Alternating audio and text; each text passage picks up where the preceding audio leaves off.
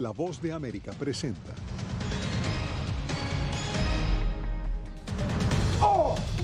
Con ofrendas y un discurso, el presidente Biden conmemora el Día de los Caídos.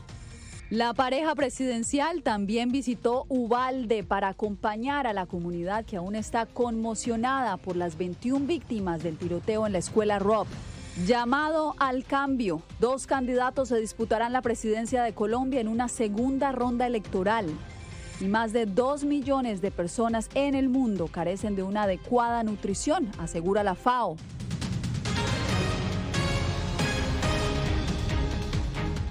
¿Qué tal? Bienvenidos desde Washington. Comienzan las noticias en El Mundo al Día.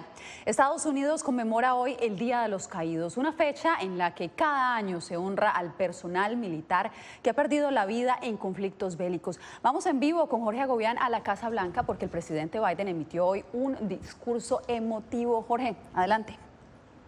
Yasmín, el presidente Biden dijo que Estados Unidos recuerda hoy ese sagrado juramento de recordar a las personas que cayeron en estos conflictos bélicos defendiendo a Estados Unidos. Dijo también, y voy a citar parte de esas declaraciones, es siempre un día en el que el dolor y el orgullo se me entremezclan. Eso lo dijo el mandatario refiriéndose o haciendo alusión a su hijo que murió hace unos años a causa de cáncer y que también trabajó o estuvo en las Fuerzas Armadas estadounidenses. El mandatario fue al cementerio de Arlington, desde allí envió este discurso y a continuación lo presento.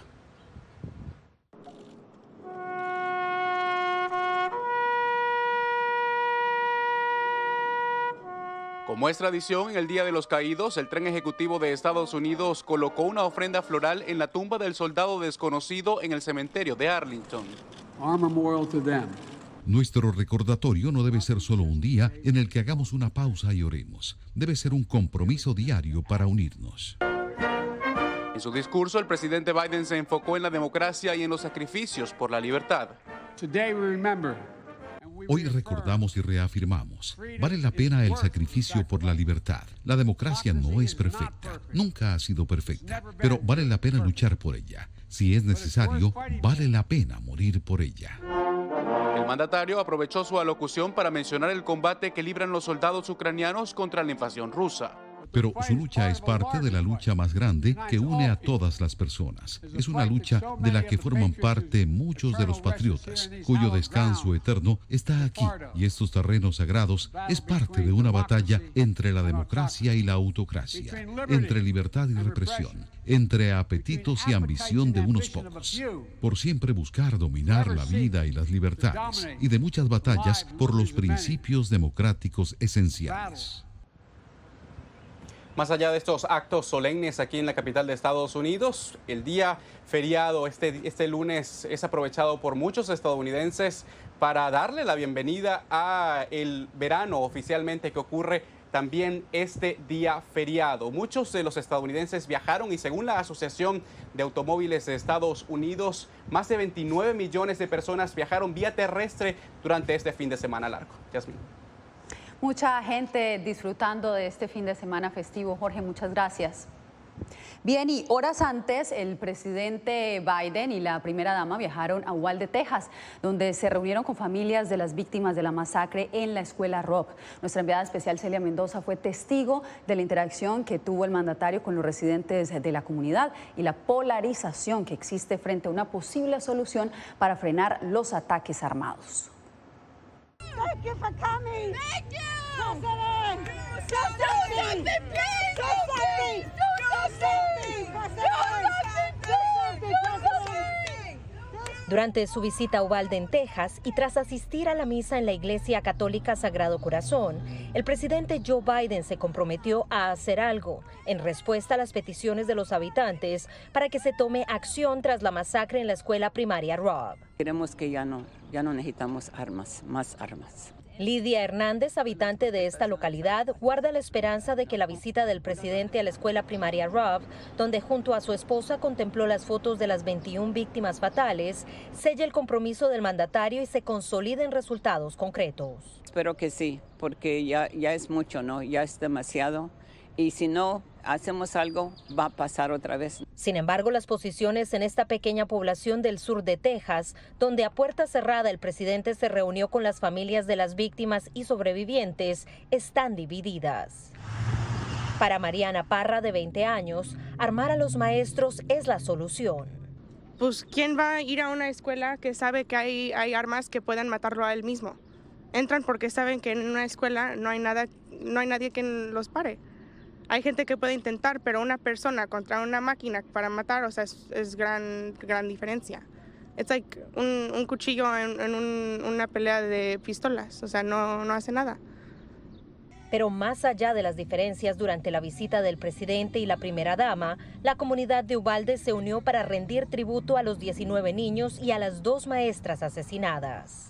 Mientras esta comunidad enfrenta las consecuencias de esta tragedia, el Departamento de Justicia de los Estados Unidos anunció que a petición del alcalde de esta ciudad iniciará una investigación en torno a la respuesta dada por las autoridades locales a esta masacre. Celia Mendoza, Voz de América, Uvalde, Texas. El venezolano Manuel Oliver, padre de una de las víctimas del tiroteo de Parkland en el 2018, habló con José Pernalete sobre cómo ha sido su vida después de la tragedia. 4 años después de perder a su hijo Joaquín en la matanza de la escuela secundaria Marjorie Stoneman Douglas en Parkland, al sur de Florida, Manuel Oliver asegura que tenía la certeza de que otra tragedia similar podría suceder nuevamente, tal como la ocurrida en Uvalde, Texas. Sí, frustración, molestia, impotencia, y una cantidad de emociones revueltas, por eso que dices tú, por semejanza con lo que vivimos nosotros como familia, pero sorpresa no. Oliver ha generado resonancia por su constante lucha contra la violencia de armas de fuego en Estados Unidos. Desde Washington ha concentrado su mensaje en reclamar incluso hacia la Casa Blanca. Aquí en este país hay una guerra motivada por el propio sistema. Es decir, ¿qué quiere decir una guerra? Gente que está luchando y que está muriendo en una batalla que no tiene ningún sentido, y esas armas las está procurando el Estado en conjunto con la industria de las armas. Manuel, junto a su esposa Patricia, acompañaron el duelo por la muerte de Joaquín con un activismo constante. Nosotros estamos principalmente motivados por nuestro hijo. Yo soy papá. Yo, primero que todo, primero que activista, primero que líder ni speaker, yo soy papá. Yo soy el papá de Joaquín. Este activista, en entrevista con Voz de América, sugiere que la comunidad internacional preste atención al peligro a la que es sometida la población de Estados Unidos por las armas de fuego. José Pernalete, Voz de América, Miami. Y justamente en medio del debate por el control de armas tras el tiroteo en Uvalde, la Asociación Nacional del Rifle terminó su reunión anual en Houston. El expresidente Donald Trump, uno de los asistentes más prominentes, aseguró que el ataque no es una razón para desarmar a los estadounidenses. El encuentro anual de la Asociación Nacional del Rifle NRA atrajo una gran afluencia de público pese a las solicitudes de que el evento fuese aplazado por respeto a las víctimas de la masacre que la semana pasada cobró 21 vidas en Uvalde. Sus miembros no vieron razón para cambiar los planes. Las armas no disparan solas. Necesitas a alguien detrás del gatillo para jalarlo. Así que no creo que sea un problema de armas de fuego. Creo que es un problema de salud mental en este país que nadie quiere abordar. El exmandatario republicano Donald Trump, quien fue recibido en el evento con numerosos aplausos, ha coincidido en esa postura. La existencia del mal en nuestro mundo no es una razón para desarmar a los ciudadanos respetuosos de la ley, que saben cómo usar sus armas y pueden proteger a muchas personas. La existencia del mal es una de las mejores razones para armar a los ciudadanos respetuosos de la ley. Mientras tanto, a las afueras del centro de convenciones, cientos de personas se manifestaban, entre ellos el candidato demócrata a la gobernación de Texas, Beto O'Rourke. A aquellos hombres y mujeres en posiciones de poder que se preocupan más por su poder que por usar ese poder para salvar las vidas de aquellos a quienes se supone que deben servir. Si algo han hecho bien es el hecho de que nos hayan traído aquí. Juntos nos comprometemos a actuar. Te venceremos y te dejaremos atrás. Asistentes en la reunión de la NRA atribuyen los tiroteos en las escuelas estadounidenses que este año ya suman 27 a un colapso de valores por la remoción de la figura de Dios y un deterioro de la salud mental. Laura Sepúlveda, Voz de América, Austin, Texas.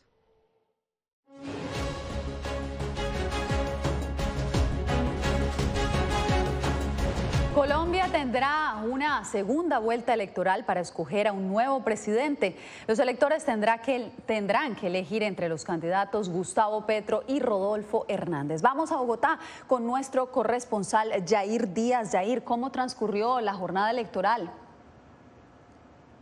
Yasmín, las autoridades entregaron un balance positivo en el marco de las elecciones presidenciales en Colombia, pese a que se registraron la activación de 3 artefactos explosivos por grupos disidentes de las FARC. Un soldado resultó herido.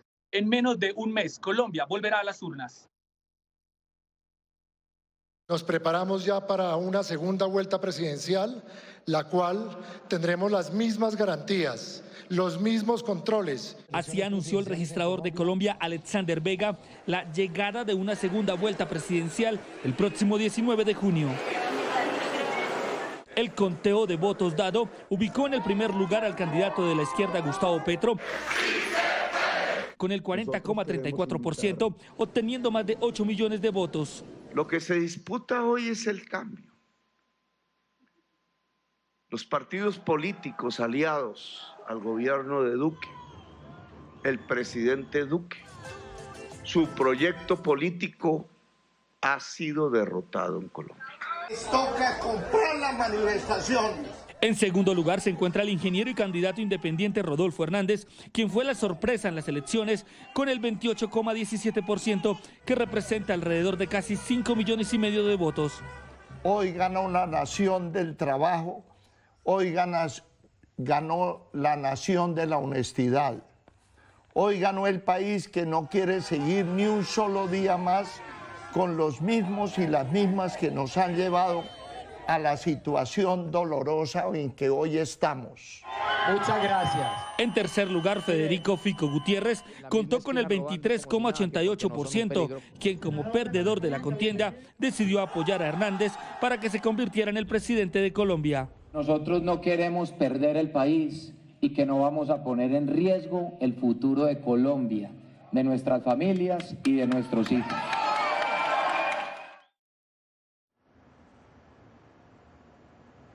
8 millones de colombianos que estaban llamados a las urnas para ejercer su derecho al voto, lo hicieron un poco más de 18 millones. Yasmín. Yair, muchas gracias, y justamente vamos a hablar de quién tomó o quien ganó la segunda mayor votación de esta contienda electoral. Multimillonario, antisistema y polémico. Así es Rodolfo Hernández, el sorpresivo rival de Gustavo Petro en la segunda vuelta presidencial en Colombia. Adriana Núñez Rabascal nos cuenta más sobre él. Más necesitados. Conocido como el viejito del TikTok por sus videos en esa red social y comparado con el expresidente de Estados Unidos Donald Trump, el ingeniero Rodolfo Hernández se ha declarado a sí mismo como paladín en la lucha contra la corrupción. Ladrones con chequeras multimillonarias en el gobierno central. Sin embargo, cuando estuvo al frente de la alcaldía de Bucaramanga en Colombia, fue señalado de usar su poder para favorecer a un contratista para la recolección de basura. Y el momento en el que un concejal local lo confrontó por este tema se volvió popular en internet. Sus entrevistas en medios también han levantado críticas. Yo soy seguidor de un gran pensador alemán. ¿Cuál es? Se llama Adolfo Hitler. Pero al poco tiempo se disculpó. Un lapsus lo puede cometer cualquiera y yo lo cometí. Aunque iba de tercero en las encuestas, en las últimas 2 semanas fue subiendo vertiginosamente, pero ¿podrá ganarle al candidato Gustavo Petro sin el apoyo de partidos políticos? Y yo estoy convencido que Rodolfo va a derrotar y por mucho.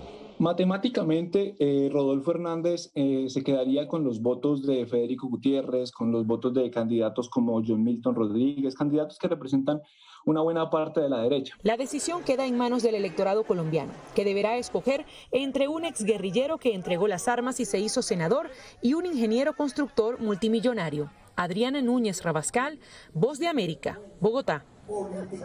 Quédese porque al volver, latinos en Los Ángeles alzarán su voz por las necesidades de sus países en la Cumbre de las Américas.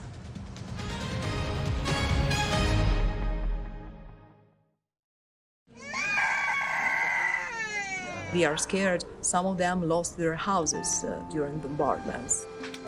Si quieres conocer más de estas historias, conéctate en Boa Plus con Alas que Ayudan y viaja con la Voz de América en el avión que un piloto argentino puso a disposición de más de 1000 ucranianos, con niños, mujeres y personas con enfermedades que escaparon de su país, que huyeron de la guerra en busca de refugio hasta que lograron reparar sus alas rotas.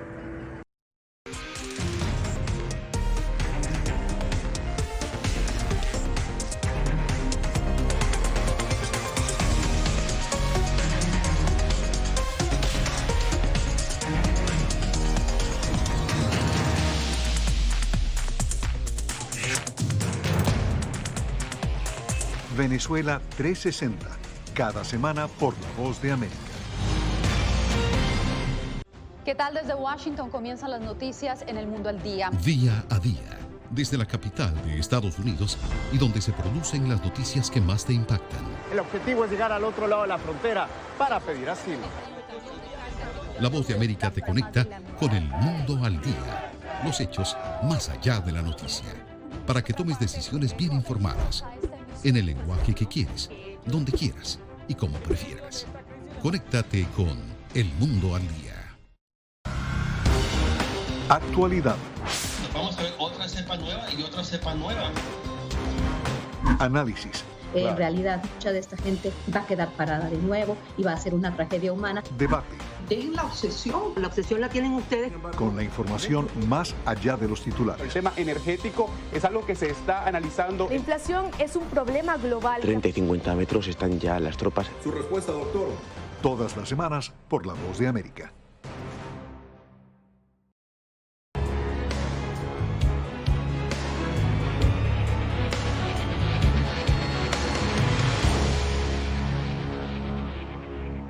Ecuador se prepara para asistir a la Cumbre de las Américas. El gobierno de Guillermo Lasso llevará 3 grandes temas que busca impulsar en el foro regional. El gobierno ecuatoriano se prepara para participar en la próxima Cumbre de las Américas que se desarrollará en Los Ángeles, Estados Unidos, entre el 6 y el 10 de junio próximos. El canciller Juan Carlos Holguín, en diálogo con La Voz de América, calificó como muy importante a la cita y expresó los 3 temas que llevará el país. Son fundamentalmente migración. Creo que van a haber discusiones muy profundas sobre migración, el futuro verde, toda la lucha contra el cambio climático y, en tercer lugar, es necesario que hablemos de un nuevo marco de cooperación económica a nivel regional. Holguín se refirió también a la polémica que se generó por la ausencia de Venezuela, Nicaragua y Cuba y la agenda paralela que impulsan desde la Alianza Bolivariana para los Pueblos de Nuestra América, ALBA. Somos respetuosos de lo que el dueño de casa decida, sobre todo si está dentro del marco estatutario de la cumbre. Nosotros vamos a ir, y vamos a ir con una posición proactiva y propositiva, porque eso es lo que necesita en este momento el continente. Las elecciones en Colombia y los resultados que dieron como finalistas a Gustavo Petro y Rodolfo Hernández también fueron mencionados por Holguín. Ecuador respetará profundamente los resultados electorales y siempre pensando en que resulten lo mejor posible para la gente. La delegación ecuatoriana a la cita continental estará liderada por el presidente Guillermo Lasso. Sin embargo, su agenda oficial aún no está confirmada. Néstor Aguilera, Voz de América, Quito. Los Ángeles se dispone a ser la sede de la 9ª Cumbre de las Américas desde la próxima semana. La diáspora latinoamericana en esa ciudad juega un rol importante en los preparativos del foro regional. Previo a la Cumbre de las Américas, Ricardo Zúñiga, el enviado especial del Triángulo Norte, se reunió con representantes de la diáspora latinoamericana en Los Ángeles. En un video producido por el Departamento de Estado, explicó el motivo. Para oír directamente de ellos lo que está afectando la vida de ellos y de sus familiares en los países de las Américas. Y eso es precisamente porque queremos que esta cumbre sea una cumbre enfocada en los intereses de personas a través de la región Migración, educación y cómo fomentar mejores oportunidades fueron algunos de los temas que se tocaron con los líderes de organizaciones comunitarias. La primera organización que visita... Cielo, Comunidades Indígenas en Liderazgo, fue una de ellas.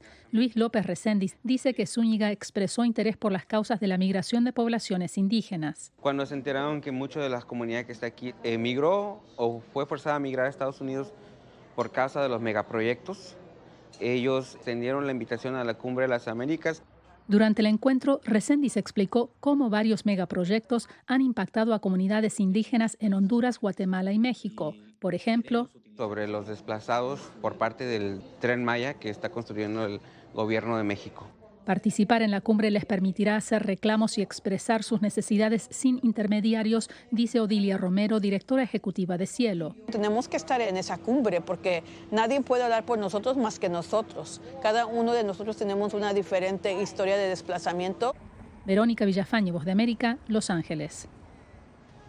Cuando regresemos, Nicaragua celebra el Día de las Madres mientras muchas de ellas lloran por sus hijos.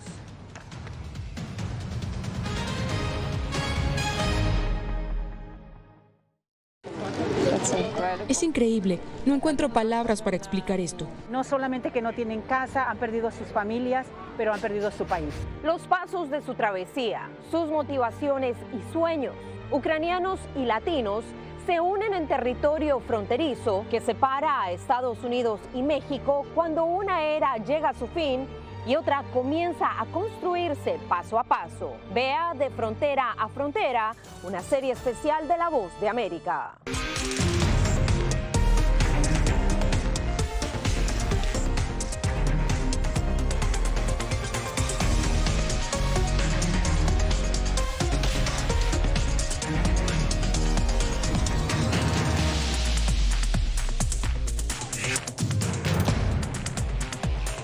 Venezuela 360, cada semana por La Voz de América. ¿Qué tal? Desde Washington comienzan las noticias en El Mundo al Día. Día a día, desde la capital de Estados Unidos y donde se producen las noticias que más te impactan. El objetivo es llegar al otro lado de la frontera para pedir asilo. La Voz de América te conecta con El Mundo al Día, los hechos más allá de la noticia, para que tomes decisiones bien informadas, en el lenguaje que quieres, donde quieras y como prefieras. Conéctate con El Mundo al Día. La Voz de América te invita a ser parte de nuestra familia a través de las redes sociales. Encuentra en tu muro las últimas noticias de tu país en su conexión con Estados Unidos, la región y el mundo. Historias que empoderan las voces latinoamericanas de política, economía, salud, actualidad, balanceadas y precisas. Únete a un equipo de origen hispanoamericano que trabaja para conectarte con los tuyos. Síguenos en Facebook y conviértete en protagonista de una historia que tú mismo ayudarás a construir.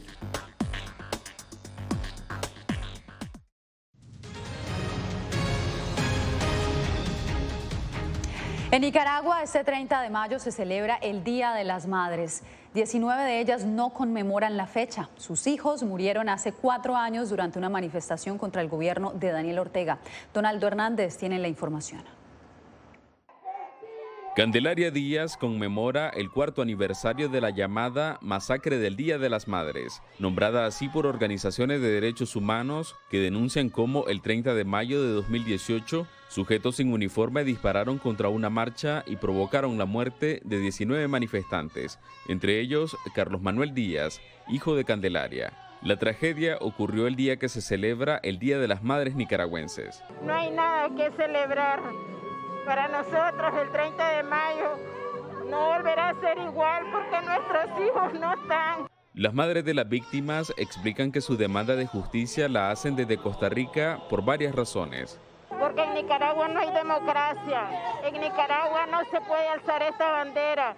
A pesar de que el grupo interdisciplinario de expertos independientes, creado por la Comisión Interamericana de Derechos Humanos, determinó que el ataque fue perpetrado en forma directa por efectivos policiales y personas de civil, el gobierno mantiene la postura de que fue víctima de un intento de golpe de Estado. Vamos adelante, defendiendo la paz, que unos cuantos serviles del imperio quisieron arrebatarnos, creyendo que eso era una proeza.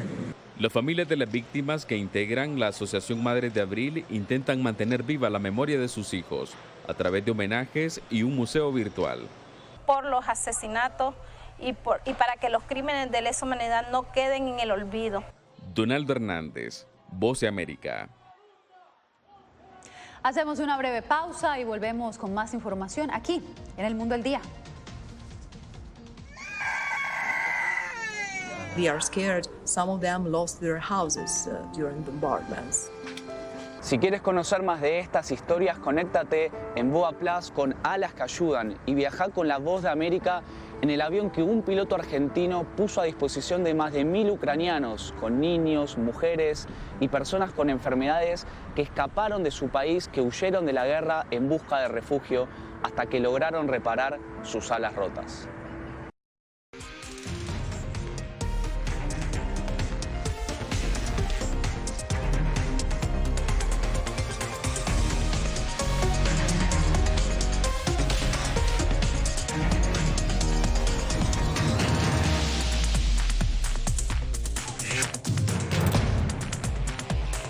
Venezuela 360, cada semana por La Voz de América. ¿Qué tal? Desde Washington comienzan las noticias en El Mundo al Día. Día a día, desde la capital de Estados Unidos y donde se producen las noticias que más te impactan. El objetivo es llegar al otro lado de la frontera para pedir asilo. La Voz de América te conecta con El Mundo al Día. Los hechos más allá de la noticia. Para que tomes decisiones bien informadas. En el lenguaje que quieres, donde quieras y como prefieras.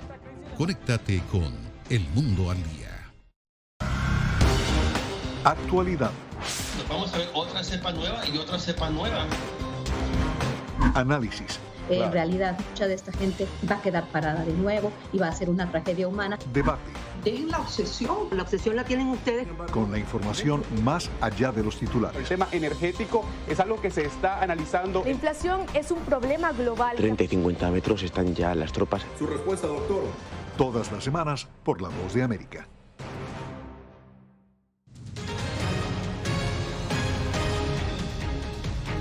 Más de 2.000 millones de personas en el mundo no tienen acceso a nutrición adecuada. El coronavirus, la inflación, el cambio climático y ahora la crisis en Ucrania han exacerbado sus condiciones de vida. A propósito del Día Mundial de la Alimentación, Gesell Tobías nos preparó el siguiente reporte. Son 2.400 millones de personas las que carecen de una nutrición adecuada en el mundo. Latinoamérica ha sido una de las zonas muy impactadas. La FAO destaca que entre 2019 y 2020 hubo un aumento tanto del hambre como de la inseguridad alimentaria en la región. El hambre aumentó en 2 puntos porcentuales, lo que significó que afectó a 60 millones de personas, y la inseguridad alimentaria, tanto moderada como grave, aumentó en 9 puntos porcentuales, afectando a 267 millones de personas. A lo que se suma que 113 millones de personas en América Latina y el Caribe, a cuenta de los altos costos, no pueden acceder a una dieta saludable. COVID fue en un principio uno de los grandes responsables de la crisis alimentaria. Hoy en día la situación se ha visto exacerbada por una tasa inflacionaria mundial de la mano de los efectos irreversibles del cambio climático. La organización World Hunger Day estima que los sistemas alimentarios no satisfacen las necesidades de casi un tercio de la población del planeta. El conflicto en Ucrania solo empeora el panorama con un aumento de entre 24 y 54% en los precios de alimentos a nivel mundial, asegura la directora regional del Programa Mundial de Alimentos y Latinoamérica y el Caribe. Sabemos que Ucrania y Rusia producen el 30% del trigo mundial, el 20% del maíz mundial, el 76% de los productos de girasol, sobre todo aceite.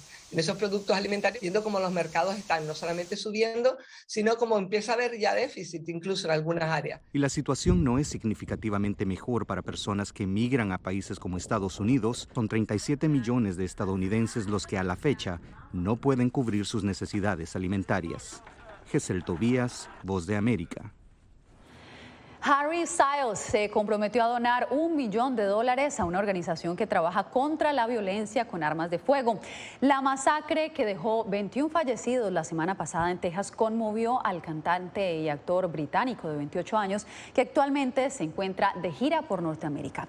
El ataque de Uvalde se ha convertido en el tiroteo escolar más mortífero en la historia de Texas, por lo que varias celebridades estadounidenses han criticado a los líderes políticos aquí en Estados Unidos por no imponer leyes de control de armas más estrictas. Con esta historia llegamos al final de esta emisión. Gracias por informarse en El Mundo al Día. Soy Yasmín López. Nos vemos nuevamente mañana para más información de Estados Unidos, Latinoamérica y el mundo.